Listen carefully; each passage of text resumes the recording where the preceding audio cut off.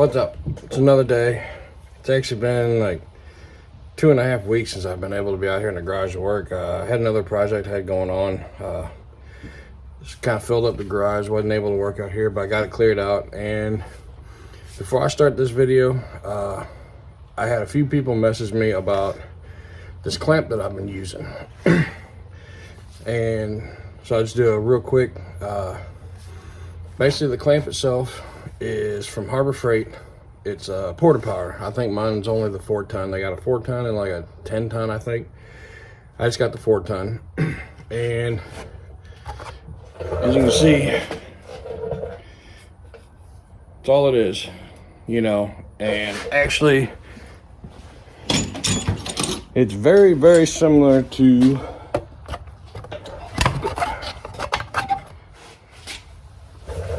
one of these clamps. You know, very adjustable screws, but instead of the screw, I use the Porta Power. This is all solid. This is actually, I'm gonna say version 2.5. First version I had, I made out of thin gauge. Wasn't very thick, and it wound up this piece right here. I got it buried somewhere, but putting power on here to try and bend my metal for my frame to, you know, match the curves and all that, it actually bent this back, so I had to make another one. And this one is all out of 1/4-inch tubing this time, so it's a lot thicker, a lot heavier duty. I wound up using for the main part of it is 1.5-inch square tubing, 1/4-inch thick wall.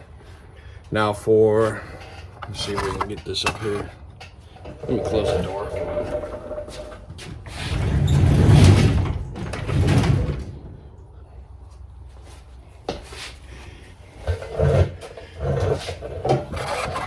There we go, that's a little better. And then for up here, for this piece where my cylinder goes through, that is actually 2-inch square tubing. 2-inch square tubing. Now, depending on what cylinder you use, you got to find out what size fits in there. See, mine is still a little bit loose. I have taken like some.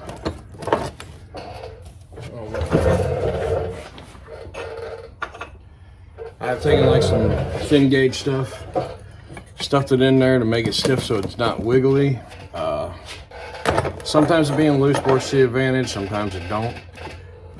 And the reason why I call this version 2.5 is, like I said, my first one, just like this, same size, same dimensions, except it was thinner gauge. And it bent on me. I like to overpower stuff. So version 2 went with this 1/4-inch thick, and this right here was still adjustable, just like this is. And when you put pressure on here, just like this, it pivoted and put pressure right here and locked it in place. Well, because it's so heavy, because I jumped up the 1/4-inch tube, it not heavy, but when you're trying to move it around your frame, put it in awkward positions, sometimes you need your 2 hands, plus you need another hand to start pumping. And I was having a bad day one day, and I couldn't get this thing to grip, you know. When I started tightening it down, you know, pumping it up, it wouldn't latch and lock in place. It just kept wanting to slide like that, and I couldn't get it to latch. I was having a bad day, so I just said, heck with it, and just welded it in place so it don't move now. Advantages and disadvantages of that. Advantage is, majority of the time, I can get this into position with just one hand now, and I can use my other hand to pump. To work the press here. Disadvantage is when I'm doing like thin stuff, like say, like when I tried bending this right here, this piece, you know, I had to put it in here and here, and I could clamp it down. And when it was adjustable, I could just leave it literally just this piece right here. This piece comes off, you know, and you can put different, it's got different extensions on there. Let's see if I can find some real quick. Here's some. And when I left that piece loose before I welded it, I didn't have to keep changing out that part. I could adjust it just like that clamp. You know, if I had a big piece, I could open it up. If I had a thin piece like I just showed you, I could close it like this and use that tip right there. Now, since I welded it, advantage is I can use one hand, hold it in place, but then I got to play around with different size extensions that go on here like this, so I can pump it right. Because if I do it like this and I'm doing a thin piece, like, I don't know,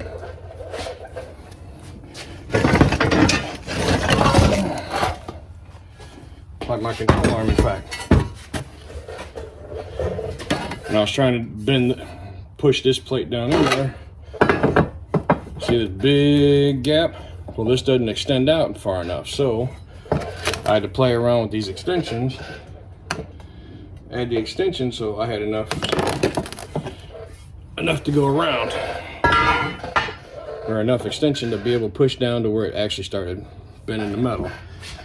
So that's where, when I welded this on, that's where I got the version 2.5 at. Still the same one, I just took out the adjustability of this. Like I said, advantages, disadvantages, you know, whichever works for you. There's been many days where I thought about cutting off my weld so I can adjust this back and forth, because trying to find the right size extension right here sometimes becomes a challenge. But then having it loose to where it slides up and down sometimes has its challenge too, and it don't want to grab some days, you know. Like this piece right here, see how it kind of locks? Well, when you clamp it down and start putting pressure, that's when it pivots like that. See that little action? And when it does that, it binds it up over here on this side and does not let it do this number. So, but then usually that time is when it wound up taking two hands to hold this, and then a third hand to start pumping this, which I've got my little kid out here. You've seen her on previous video. When I was doing the body mounts on the firewall, reposition them. I had her out here working the jack. But pretty simple, you know. Like I said, this is all, what was it, 2-inch is what I wound up using. Yeah, 2-inch square tubing. Still all 1/4 inch on this piece up here, including that holds the cylinder in for the porta power. Works great, works simple. You know, like I said, whenever you do it, just make sure you add in gussets up here and down here.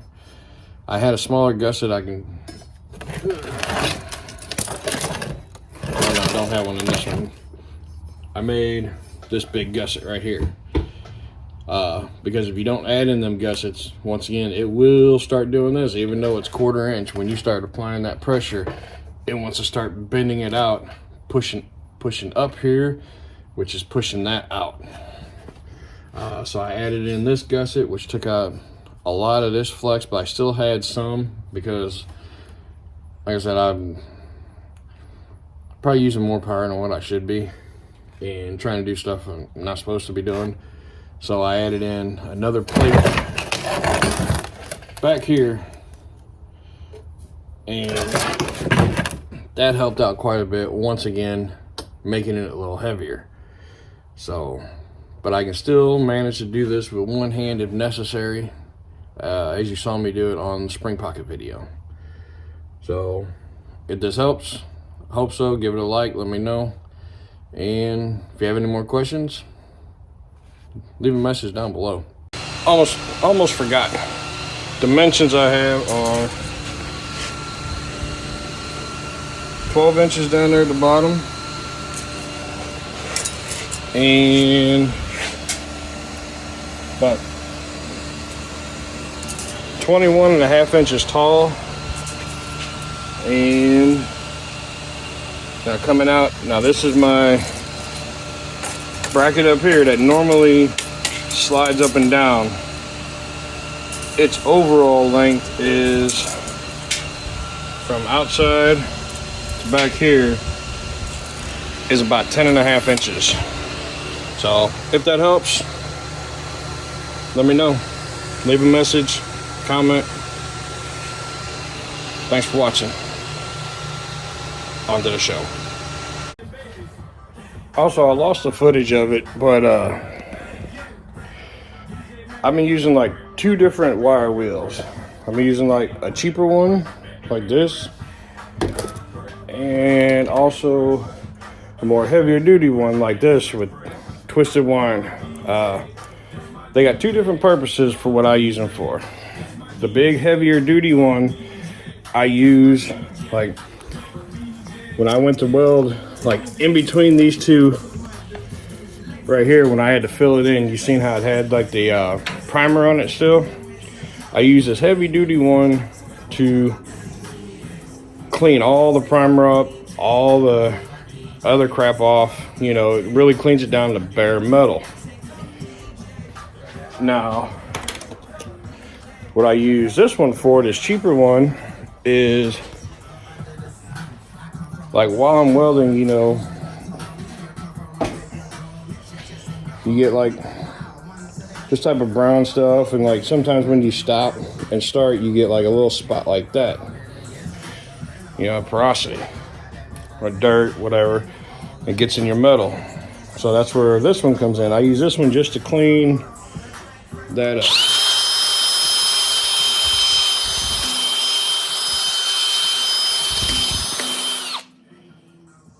See, it really cleaned it up.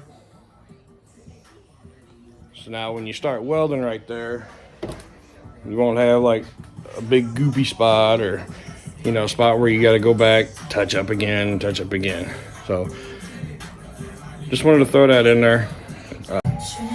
Putting in that work. I got 1/4 inch up here, 1/4 inch on top of there. So that's level. That's for a lower control arm. Like I said, 1/4 inch, 1/4 inch, 3/16, 3/16.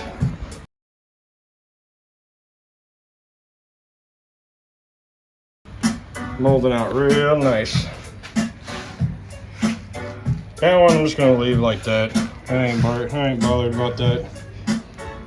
I'll probably clean this right here up a little bit, but I'm not worrying about molding that one little piece. On to the next one. That side. All right, on today's episode, putting on these inner brackets up here, or inner reinforcements for up there where the steering box goes, and also the other side. I got one side done already. You know, it's got 3 holes. That's the side. It's the driver's side for the steering box. Getting ready to do passenger side now. And of course, I got a couple holes I got to make sure I get lined up, and I'll show you how I do that here in just a second. I don't have the actual bolts, so once again, cheating. I got the right size drill bits, and here's my bracket, and let me set you up and I'll show you how I do it. Not much room to work with here, so I'm doing what I got. Yes, I got an apron on to do grinding, a lot of sparks. I don't want my clothes to catch fire. The stop, drop, and throw work thing, I haven't had to use it yet, and I really don't want to. So, all right, so what we're gonna do, like I said, I don't have the actual bolts right here, so I found the right size drill bits. I can't remember what size. 3/8 drill bit. All I do, make sure I get the holes lined up because I'm bad about lining up holes after I cut the piece. So I take this piece and I cut it a little big still, so I got room to spare. Once I get it close, I clamp it on here with my clamp, and then I come from the other side using, you know, paint marker or, you know, thing of spray paint or just anything that I can just shoot a little bit of dab in there of paint, you know, maybe I don't know what else I have up there, but and then from there I drill the holes out over on the press, over on the drill bit. So now all I do is I stick the bits in there. So now I got my holes lined up. Now I know I got my holes lined up,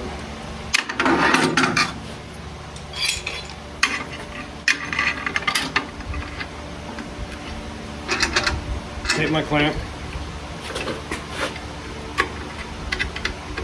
make sure these are still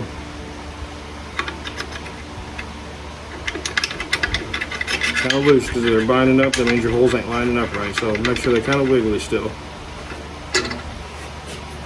Clamp it in really good. And then now that I got my holes lined up, while this is still bigger, I'll come through with, I use a piece of chalk, marker, you know, I've got some of them. These work really good because they got a fine point, and I can, from the back side here, I can actually get it down in there and trace my line exactly where the line needs to be. Then I'll pull it off, trim my edges down, piece it back on, and voila, this is the piece I got now.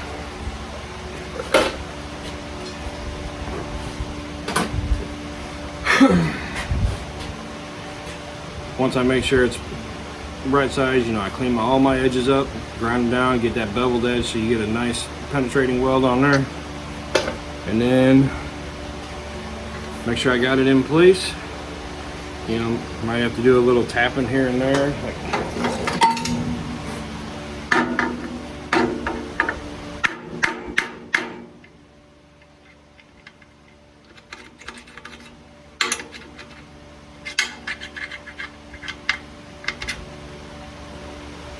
Yeah, it doesn't look like they're straight, but trust me, they are. I don't know why the camera makes them look like they're going like this. It's weird. So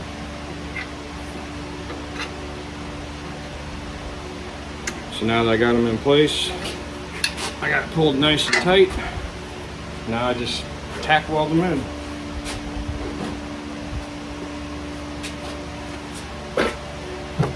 And when I tack weld it in, I make sure,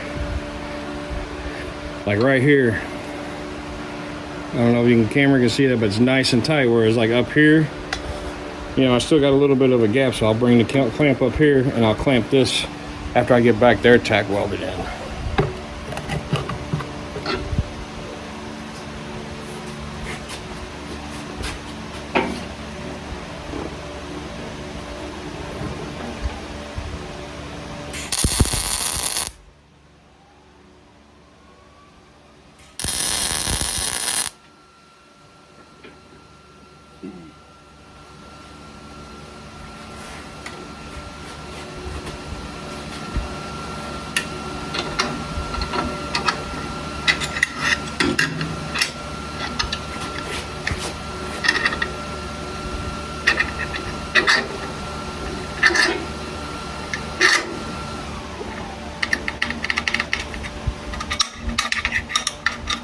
They're still loose, so it hasn't moved on me, it hasn't shifted on me to put them holes out of alignment.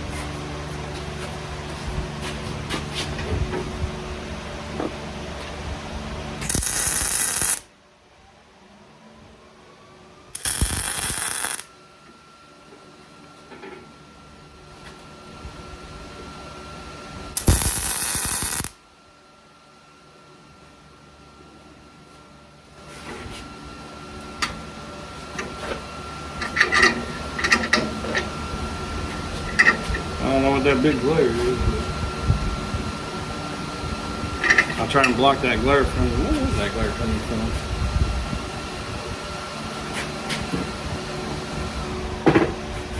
There we go. Problem solved.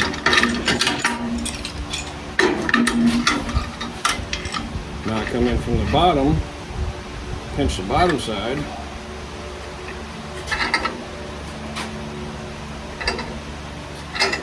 Close the gap up on the bottom side now. Do the same thing.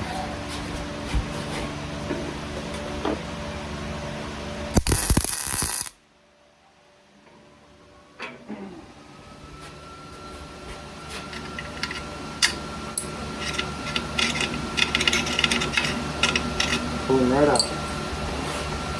No problem, came right out. Holes are still lined up now.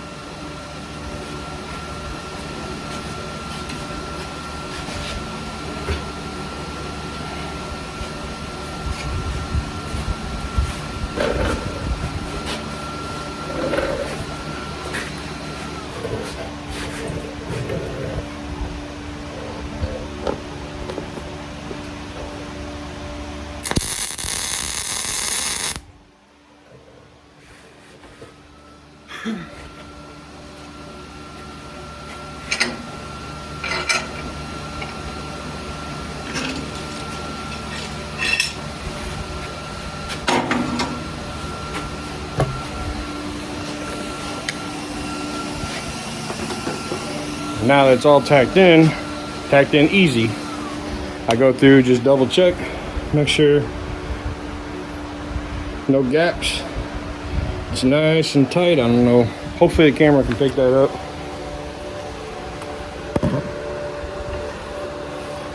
You can see right there, nice and tight. See what you can see from the bottom. Nice and tight gap right there. All the way through. That side right there, of course, you know, there's a big old hump right here, big old hole in the factory frame. So I'll beat that in with my sledgehammer when I get to that point, just to make sure I can try and get it as tight as I can. And then I'll just fill it in and weld it up, just like I did this side.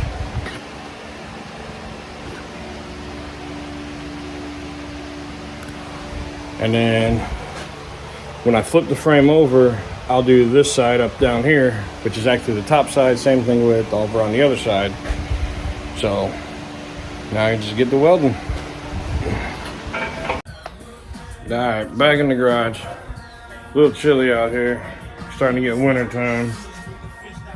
I'm not a big fan of winter, but little update. Like you just saw, got the bottom of them molded out. Up here where the steering box goes, both sides, bottom molded out real nice. And then I didn't show it because I didn't record it, but lower control arm, both of them are done, molded out real nice. Like I said, these right here, I don't know, I think I'm just gonna leave them like that. I don't know, not much that one needs a little touch up. So, but today I finished welding these up.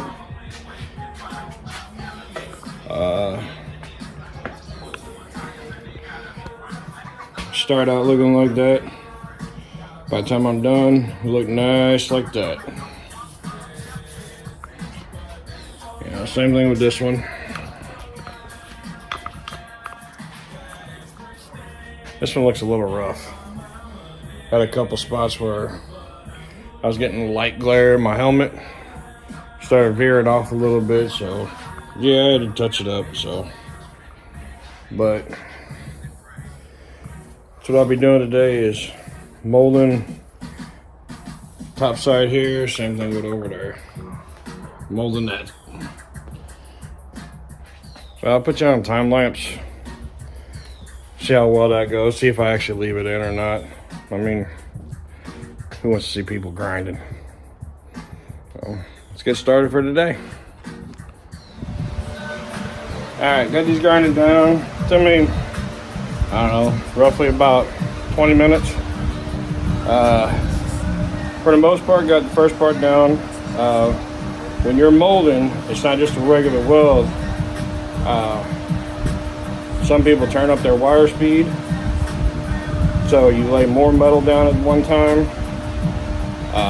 I turned mine up a little bit because I just recently discovered that how to do that part. I was doing 2 and 3 passes, and what I was doing, which I'm still kind of learning and I'm comfortable with this, everybody's got their own way, is I lay down that first bead. I grind it down like this, not 100%. I still leave to where I still got some go on, because as you can see, I'm getting ready to show you. You get some spots where you didn't add enough weld in. I don't know if you can see that. Like right there, up here, and then I still gotta finish up here though. So this is the part where I still gotta finish and touch up. See, so now what I'll do is I'll go back, I'll clean that up with the cheap wire wheel, with this one, like I said, just to get all the little stuff like the shavings and that from grinding. So it's nice, clean, and then I'll just run a light bead down it and go back, regrind it, and usually that's pretty good. Sometimes I have had to do a third pass, but we'll see how it works. I probably won't put you on a time lapse. I'll probably just go ahead and do this. Just a little bit of touch welds. I'll show you what I did on the touch up weld before I grind it. Now so you can see what I'm talking about. All right, got it touched up. Let it cool down a little bit. We'll see. So all I did is run a couple small beads where it was low at, and I'll let it cool down. Same thing over here. This side I just went a little more than what I needed to, just that way, so hopefully it does a little more uniform when I grind it down and mold it, instead of being a little wavy, kind of like my back end is now. And now what I'll do is let it cool down. I'll probably go ahead and get me a new flap disc on there, because it's getting a little worn out. And then come back, do the same thing you saw me do just a little bit ago. Once again, I'll do this off camera. You know what grinding looks like. I just go back and I touch it up, just the spots, and then once I get it nice and clean, then I'll round off my edges, kind of like I did here. Just a couple passes, that's all you do. Just once you get like a nice sharp, crisp edge on there from molding it, it'll be sharp, almost like where it almost cuts your finger, like a razor blade. Then you just take your grinder and just go, I got a 45, just a couple passes, to whatever your liking is. Whether you want a little sharp, crisp edge, you want a little more rounded, just go over it a few more times. So I'm gonna get back, be back in a minute. I'll do this off camera. All right, got it finished, touched up.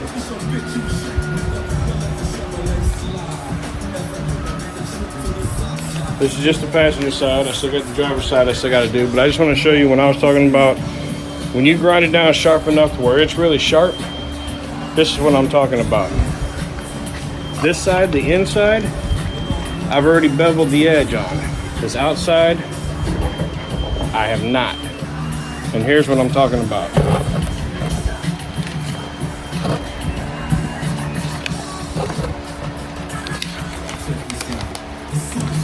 Piece of paper, as you can see, not cut.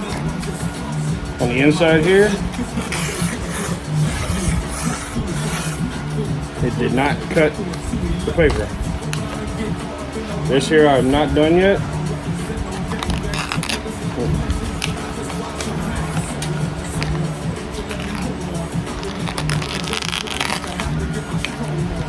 Just started ripping it. That's pretty sharp. That'll definitely get, ow! That'll definitely get grounded down. But it did cut the paper. Get it fresh.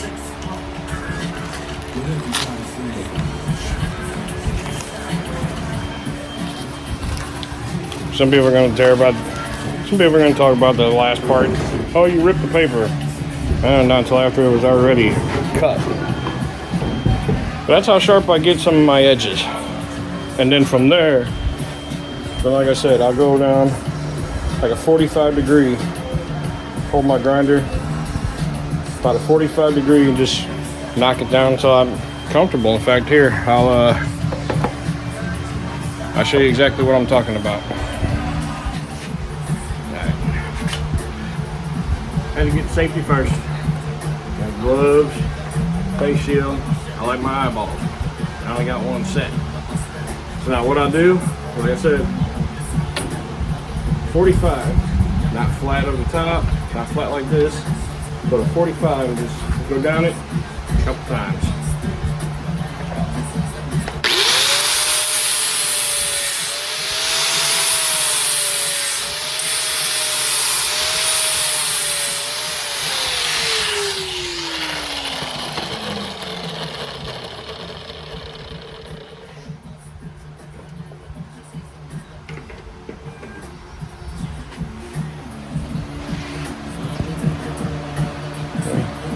Now I'm gonna run my finger down it. Nice crisp line.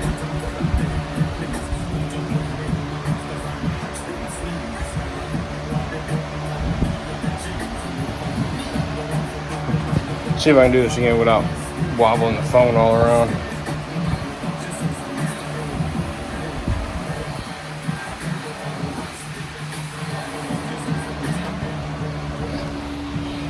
Nice crisp line.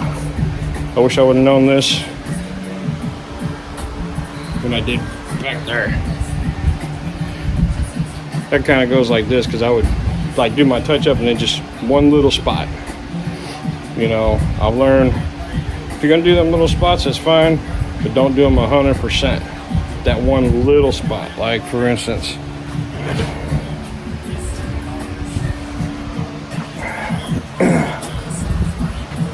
I see like these little spots right here, like this still has a lip, so I still got to come down this way.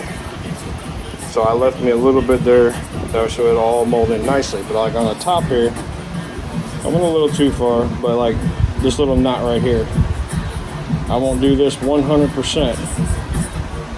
I would do it pretty close, but and then once it gets like where I can start seeing new grind marks on both, on top of it and out here, then I'll start going, I'll move to the next one, do the same thing, and then once they're all that close, then I'll start going across the whole thing.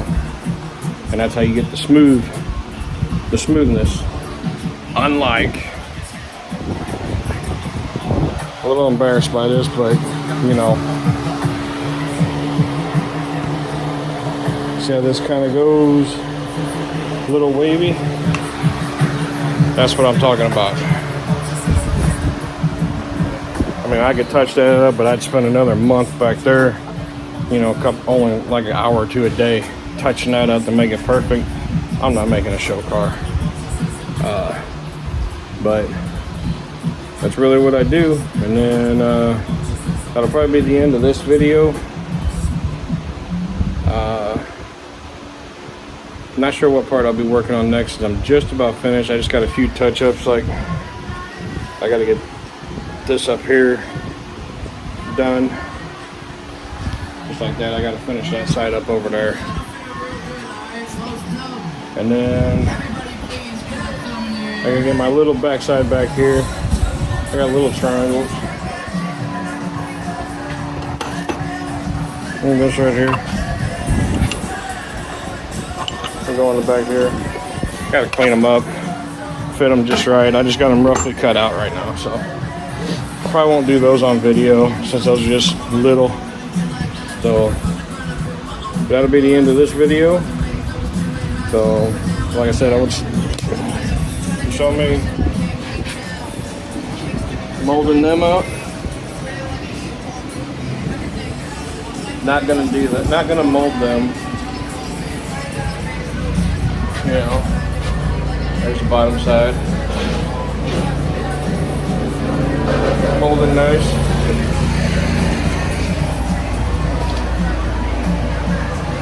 Same thing with over here on the passenger side. Not molding that bracket. It's for your lower control arm. That one molded out real nice too. And of course, bottom of the horn area. 2 holes I tapped for the sway bar bracket. If I ever decide to run them, there's the sway bar bracket bolts, and yes, they are threaded, so the screw just goes right up in them. And then just clean up that a little bit. I was gonna box that all in, but I'm just ready to get done. So I think I'm just gonna leave it alone. I'll finish the other side and see y'all in the next video. Later.